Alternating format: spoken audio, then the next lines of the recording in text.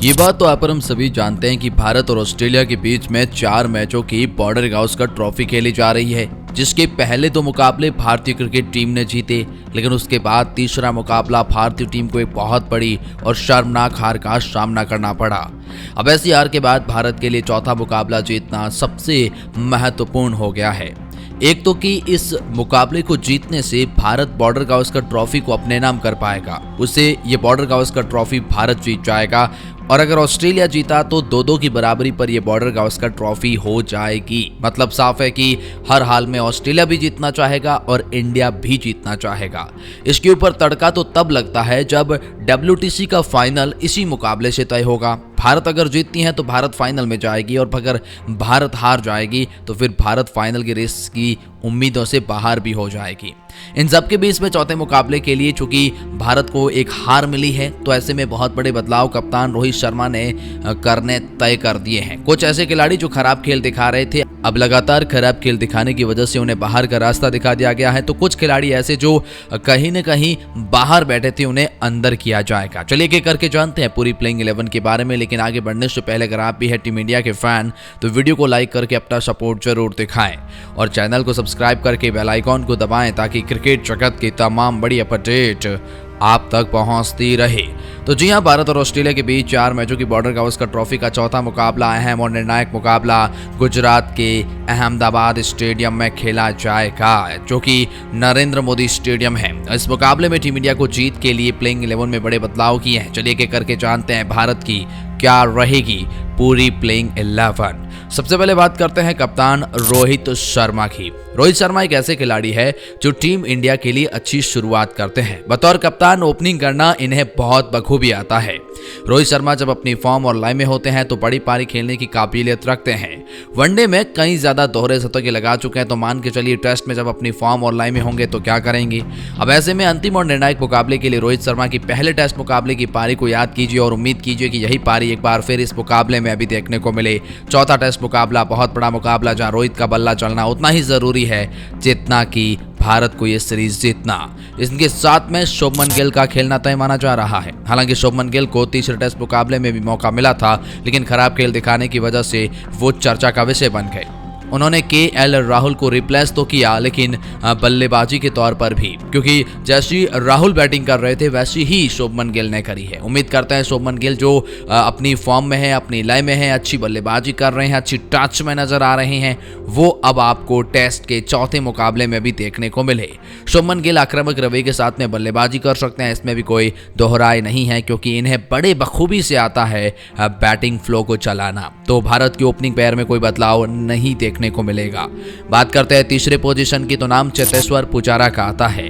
चेतेश्वर पुजारा क्या कमाल की खिलाड़ी है, इसमें कोई दोहराए नहीं है। अगर आप बात करेंगे तीसरे टेस्ट मुकाबले की, तो क्या फाइट पैक दिखाई है चेतेश्वर पुजारा ने। ऐसी मुश्किल पिच पर अपनी बल्लेबाजी का नमूना पेश किया और वही नमूना कहीं ना कहीं टीम इंडिया के लिए काम भी आया। हालांकि टीम इंडिया को जीत तो नहीं दिला सके, लेकिन चेतेश्वर पुजारा अपनी फॉर्म और लय पकड़ चुके हैं, जो कि चौथे टेस्ट मुकाबले में टीम इंडिया के बहुत काम आने वाली है। चेतेश्वर पुजारा एक धीमी गति के बल्लेबाज हैं, यानी कि स्लो खेलना पसंद करते हैं, पिच को संभाल कर रखना और खेलना ये जानते हैं। कुल मिलाकर चेतेश्वर पुजारा से हम उम्मीद करेंगे कि अपनी फ्लो और अपनी बैटिंग का अंदाज न बदलते हुए चौथे मुकाबले में वैसा ही कुछ दिखाई दे जैसा कि वो खेलते हैं। बात करते हैं चौथे पायदान की, तो नाम विराट कोहली का आता है। विराट कोहली क्या कमाल के बल्लेबाज हैं, इस पे कोई दोहराए नहीं है, लेकिन पिछले कुछ समय से अपनी फॉर्म और लय को नहीं पकड़ पाए हैं। पिछले 3 साल से टेस्ट के अंदर इनका एक भी शतक नहीं आया है, और उम्मीद कीजिए कि ऐसे फाइनल मुकाबले में उनका शतक देखने को मिले। बतौर बल्लेबाज ये काबिलियत तो बहुत बड़ी रखते हैं, टेस्ट मुकाबले में बहुत बड़े बल्लेबाज हैं, लेकिन अब चेतेश्वर पुजारा के बाद जब बात विराट की आएगी तो फिर विराट एक बड़े खिलाड़ी के साथ में आते हैं, लेकिन अब प्रदर्शन से भी बड़ा यहाँ पर चौथे मुकाबले में करना होगा। उम्मीद करते हैं विराट कोहली की फॉर्म और लय इसी मुकाबले में पकड़े और टीम इंडिया के लिए किंग कोहली की वापसी हो। बात करते हैं पांचवें पायदान की, तो नाम श्रेयस अय्यर का आएगा। श्रेयस अय्यर ने पिछले कुछ समय से बहुत ही कमाल का खेल दिखाया है, हालांकि लगातार 2 मुकाबलों में अच्छा खेल नहीं दिखाया है। लेकिन ऐसे में सवाल था कि श्रेयस अय्यर को बाहर किया जाएगा, तो ऐसा नहीं है। श्रेयस अय्यर बाहर नहीं होने वाला है, क्योंकि कप्तान रोहित शर्मा जानते हैं 2 खेल खराब दिखाने की वजह से उन्हें बाहर तो नहीं किया जा सकता है। श्रेयस अय्यर बहुत ही कमाल के बल्लेबाज हैं, बहुत ही कमाल की रणनीति के साथ में आगे बढ़ते हैं। जरूरत पड़ने पर विस्फोटक अंदाज अपनाते हैं, तो जरूरत पड़ने पर धीमी पारी भी खेल सकते हैं। अपने बल्लेबाजी से हर किसी को प्रभावित श्रेयस अय्यर को करना होगा। उम्मीद करते हैं श्रेयस अय्यर के इर्द गिर्द ही टीम इंडिया अब अपनी पारी को आगे बढ़ाए। बात करते हैं 6th पोजीशन की, तो नाम ईशान किशन का आ जाएगा। जी हां, ईशान किशन को डेब्यू करने का मौका मिल सकता है अंतिम और निर्णायक मुकाबले के अंदर, क्योंकि के.एस. भरत ने बहुत ही खराब खेल दिखाया है। ईशान किशन लेफ्ट हैंडेड बल्लेबाज है, बहुत ही अच्छी बल्लेबाजी करते हैं। टीम इंडिया की पारी को आगे बढ़ाना ये खिलाड़ी बखूबी जानता है, इसलिए ईशान किशन से बहुत बड़ी उम्मीद है 6th पोजीशन पर रहेगी। 7th पोजीशन पर नाम रविंद्र जडेजा का आएगा।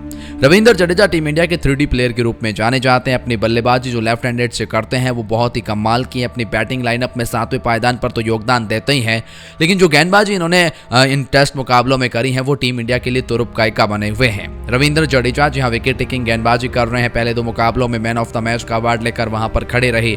रविंद्र जडेजा बहुत ही बड़े खिलाड़ी के रूप में आगे आ रहे हैं। रविंद्र जडेजा कमाल की फॉर्म और लय पकड़ कर आ रहे हैं। उम्मीद करते हैं रविंद्र जडेजा अब आपको 4थे मुकाबले में एक बार फिर मैन ऑफ द मैच बनकर टीम इंडिया को ये मुकाबला जिताए, अपनी गेंदबाजी और अपने बल्लेबाजी से प्रभावित करे। इसीलिए 7वां पायदान इन्हीं का है। 8वें पायदान पर नाम रवि अश्विन का आता है। रविचंद्र अश्विन जब 8वें पायदान पर आएंगे तो भारत की बैटिंग लाइनअप में गहराई मिल जाती है।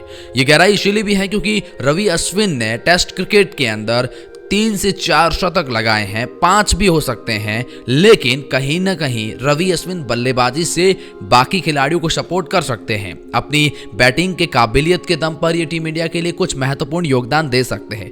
बाकी गेंदबाजी यूनिट में रविचंद्र अश्विन की गेंदबाजी तो कमाल की है ही, इसमें कोई दोहराए नहीं है। रवि अश्विन की गेंदबाजी से ऑस्ट्रेलिया इतना डरा हुआ था कि उन्होंने प्रैक्टिस करी रवि अश्विन के डुप्लीकेट से।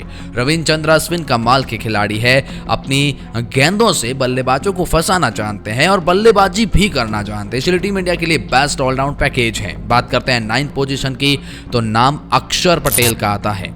अक्षर पटेल के रूप में भी एक बहुत बड़ा बदलाव देखा जा रहा था कि शायद कुलदीप यादव को मौका मिले, लेकिन अक्षर पटेल जो गेंदबाजी में अपना खास कुछ नहीं कर पाए थे, एक बार फिर क्योंकि लगातार मौका मिला है और अचानक कुलदीप यादव को नहीं लाया जा सकता है, अक्षर पटेल पर एक बार फिर कप्तान रोहित शर्मा भरोसा जताएंगे और दिखाएंगे कि अपनी गेंदबाजी के साथ साथ वो बल्लेबाजी तो महत्वपूर्ण कर ही रहे हैं। बल्लेबाजी में योगदान तो दे ही रहे हैं, लेकिन गेंदबाजी में भी अपना एफर्ट लगाएं। अब बात करते हैं तेज गेंदबाजी आक्रमण की, तो यहाँ बहुत बड़े बदलाव हो रहे हैं।